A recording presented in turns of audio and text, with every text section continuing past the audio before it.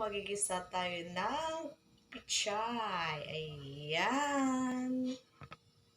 And here's na ating gulay na ating igigisa.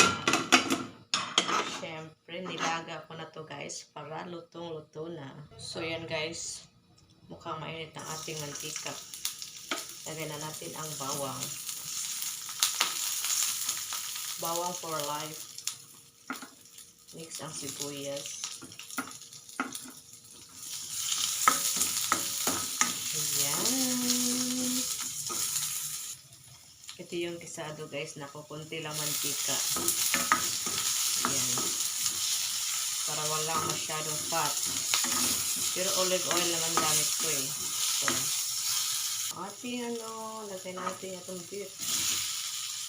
Ayan guys.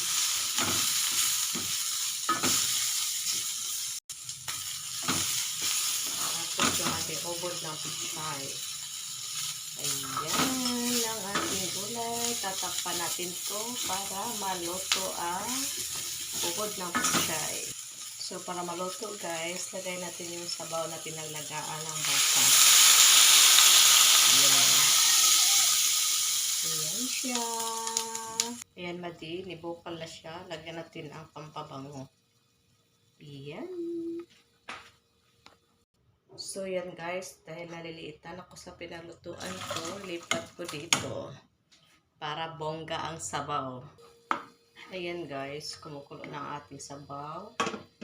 So, time to put na sa dahon.